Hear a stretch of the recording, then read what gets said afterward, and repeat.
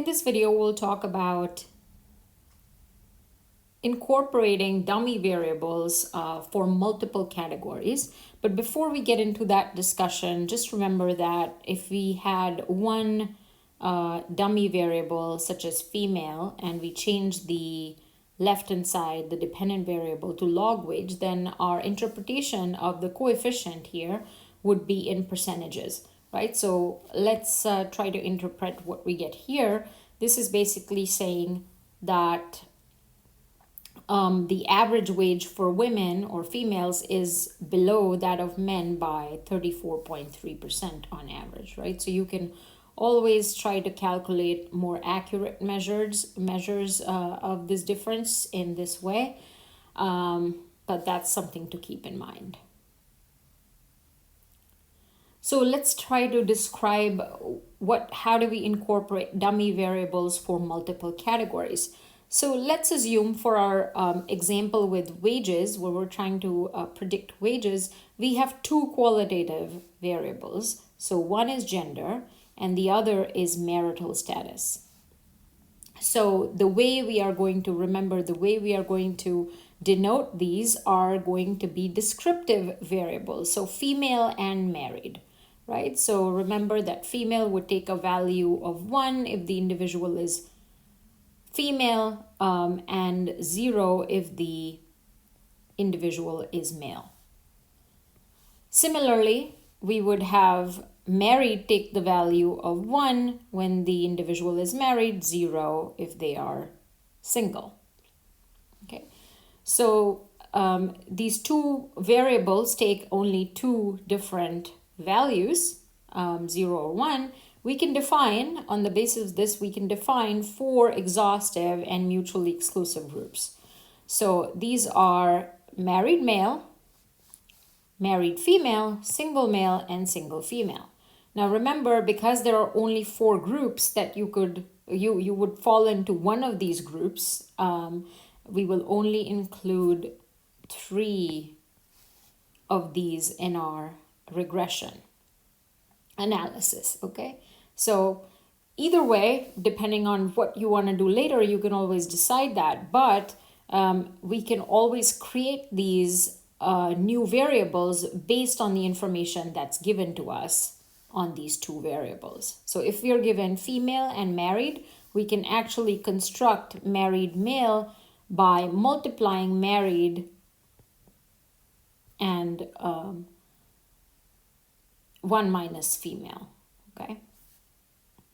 In fact, you don't have to do, you can define it this way, but ultimately you can think about what you want to include in your regression. But basically this is saying that if you're a married male, then this is going to be equal to 1.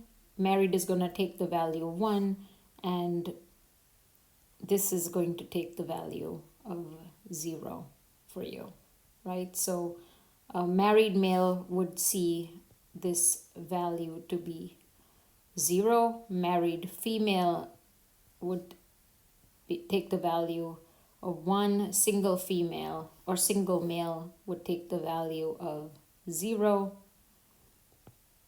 And single female would take the value of 0. Okay.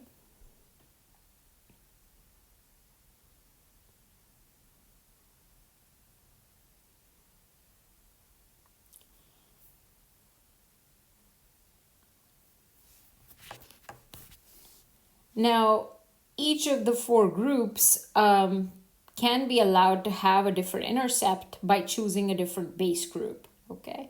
And then including the dummies for the other 3 groups.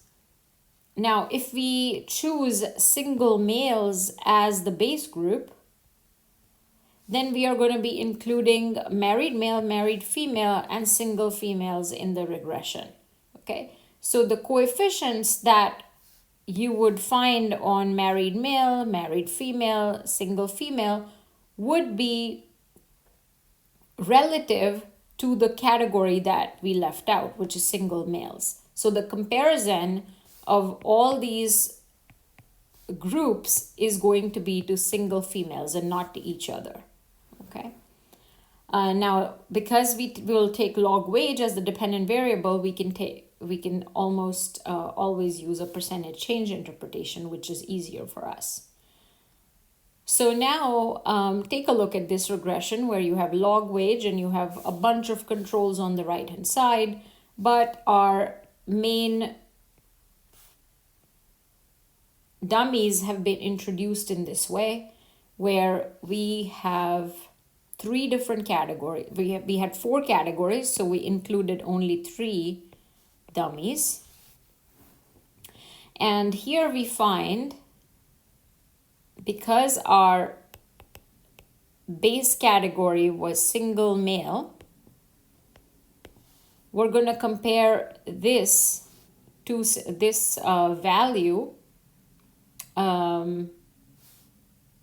on this coefficient on married male in this way. So we're going to basically say that on average, married male earn 21.3% more than single males. Okay, so this is very interesting in labor economics, because it's almost hypothesized. It's hard to prove this in a causal way, but basically that when you're married, you signal that you have more stability and things like that, right? So for males, that's how it is perceived, and perhaps that's the reason why you see a positive coefficient. So there's a difference, and married males earn 21.3% more than single males.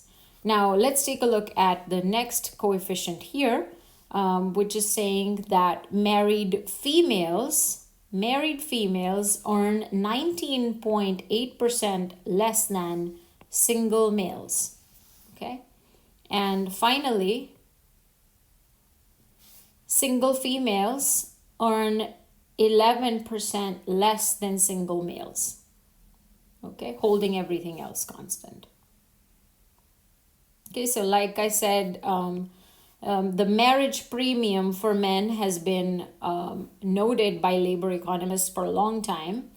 The questions that arise from seeing results like this suggest that, or I guess, make us think about such questions. Does marriage make men more productive?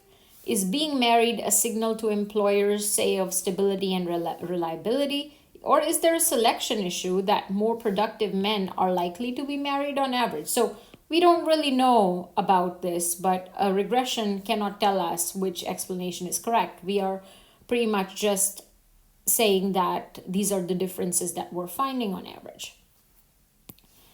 Now, when we think about what's going on with married women, for instance, we found that they earn 19.8% less than single males, and similarly, single women earn 11% less than single male on average.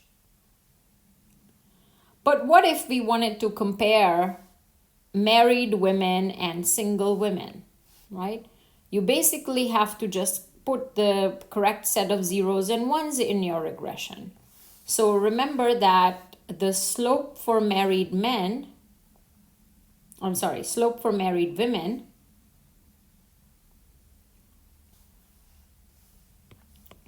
let's remove this so we can have an easier understanding here of what's going on. So if we think about what's going on with married females, then we will look at this slope and this one right here, because we're basically plugging in one for marriage and one for females, right? So this will become 0, so this will go away, this will go away, and then this is all the same, but these are ceteris paribus effects. So if we are thinking about married females, then we're only talking about these values. Similarly, the slope for single women, if you plug in the right set of zeros and ones, you would find that this is equal to a 0.3 to 1 minus 0.110. Right? So you want to basically look at the difference between the two. So you take this value minus this and you get a negative 0.08 as the difference, which is basically suggesting that married women earn about 8.8% less than single women, controlling for other factors. Right? So again, this is telling you that the marriage premium that existed for males doesn't exist for women in this sample, which is again an interesting finding in itself.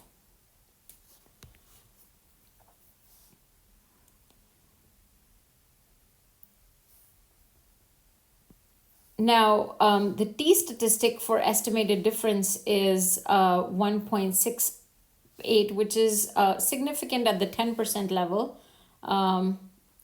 So the marriage premium for women is either non-existent or in fact negative, right? That's what we can conclude from here. And but 8.8% is not a small effect by any means, okay? The idea here is no matter what we choose as the base group, whether in our example it was single males, or you could re-estimate the model, leaving out whatever you wanted to compare every other group with, we will always include 3 out of the 4 dummies because there are only 4 categories. Okay, so